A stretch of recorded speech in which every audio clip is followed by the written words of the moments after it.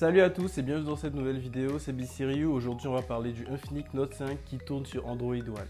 Alors Android One c'est un label qui a été créé par Google, le géant américain, pour des smartphones qui se tournent sur Android. Alors en général un smartphone il peut tourner sur Android mais il va avoir la surcouche du constructeur. Donc par exemple dans le cas d'Infinix c'est qu'avant cette génération de téléphone on avait des Infinix qui tournaient juste sur Android, mais ils avaient par exemple leur propre surcouche logicielle qui faisait que c'était complètement différent de ceux de Google. Alors l'avantage d'avoir Android One, c'est surtout avoir les mises à jour dès qu'elles sortent. Parce que quand Google sort une mise à jour pour ses smartphones Android, le constructeur va devoir faire sortir lui aussi sa mise à jour, mais en se basant sur la mise à jour de Google, ce qui fait en sorte que ça prend beaucoup plus de temps. Une autre chose, c'est que vu que le téléphone tourne sur Android One, il a été certifié par Google, du coup il respecte certains standards, ce qui fait de lui un téléphone qui est beaucoup plus rassurant. On ressent ces différences lorsqu'on navigue dans le menu ou qu'on regarde les icônes. Elles n'ont plus forcément le même visage que sur la surcouche que mettait Infinix sur ses smartphones. Ça fait en sorte qu'on a un téléphone qui est à mon avis beaucoup plus fluide, je trouve, et puis j'aime bien la disposition des applications et puis comment tout ça est géré. Android One nous permet d'avoir quelques petites nouveautés comme par exemple avoir Google Assistant. Donc vous pourrez juste appuyer comme ça. Quelle est la météo aujourd'hui? À Abidjan, aujourd'hui, il pleuvra avec une température maximale prévue à 28 degrés et une température minimale à 23 degrés. Au niveau du design, on a un dos que moi j'aime beaucoup parce que il reflète bien les lumières, c'est très joli. Malheureusement, il prend beaucoup les traces de doigts, mais j'ai pas vraiment envie de l'utiliser avec une coque parce qu'il est beau, donc il va falloir le nettoyer tout le temps. Concernant l'écran, on a un écran 18/9 de 6 pouces, Full HD, 1080p.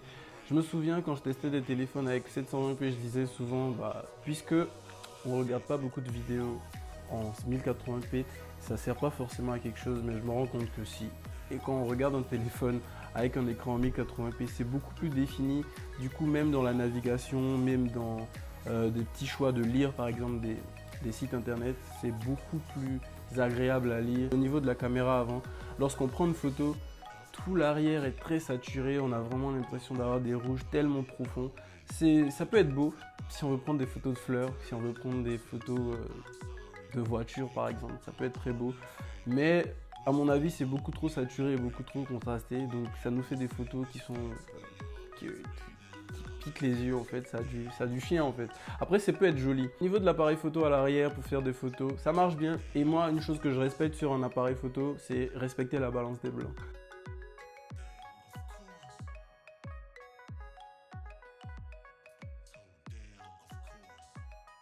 Au niveau de la photo, on a vite du grain lorsqu'on fait des photos en basse luminosité et ça, il fallait s'y attendre avec ce petit. Le capteur, il est tout petit et il n'a pas une très grande ouverture, donc c'est un peu tant pis, c'est un peu dommage, mais il faudrait utiliser le flash, il faudrait tout faire pour prendre des photos dans un endroit avec assez de lumière, même si on est en basse luminosité, il faudrait trouver un moyen de trouver une source de lumière, quoi. Au niveau de la vidéo, on tourne en 1080p. C'est malheureusement pas stabilisé, mais si vous tournez des plans fixes, ça pourrait très bien marcher avec un trépied.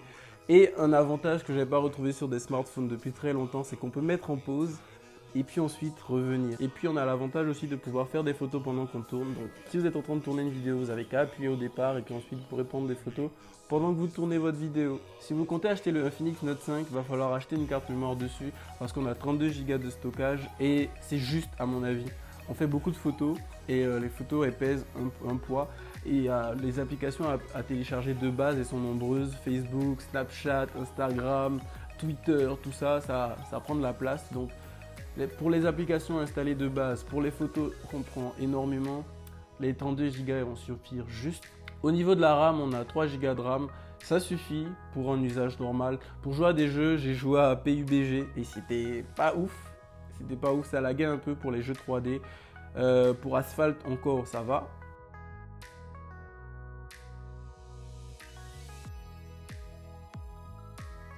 Au niveau de la batterie, Infinix promet 3 jours, mais c'est pas ce que moi j'ai constaté. J'ai plutôt constaté qu'on pouvait l'utiliser pendant 2 jours si on n'était pas à fond sur la 4G, si on n'était pas vraiment à fond sur le téléphone, qu'on décrochait ses appels, qu'on faisait juste WhatsApp, on regardait 2-3 fois les actualités. Mais 2 jours, c'est vraiment à midi du deuxième jour, ça sera déchargé à mon avis. Ça sera vraiment sous la barre des 10%. Et non, si on l'utilise en 4G, qu'on l'utilise vraiment tout le temps comme un téléphone principal et qu'on a vraiment une grosse activité sur internet, ça fera une journée entière. Et ça, moi je trouve que c'est un score qui est correct, sachant que j'arrive pas à le faire avec beaucoup de téléphones, surtout celui que j'utilise principalement. Donc pour conclure, je pense que passer du Note 4 au Note 5, c'est une bonne idée au niveau du design surtout. Et au niveau de la légèreté, il est beaucoup plus léger, beaucoup plus petit, les bords sont beaucoup plus arrondis, il a un plus grand écran. Tout est beaucoup mieux au niveau du design. Maintenant, au niveau de ce qu'il y a à l'intérieur aussi, on se rend compte que Android One fait en sorte que le téléphone est beaucoup plus fluide. Donc je pense qu'il y a énormément de raisons de passer du Note 4 au Note 5. Si vous avez aimé cette vidéo, j'espère que vous allez la partager, que vous allez donner votre avis en commentaire si vous avez acheté ce téléphone-là. Même s'il n'est pas de mon avis et surtout s'il n'est pas de mon avis, j'aimerais bien écouter ce que vous avez à dire.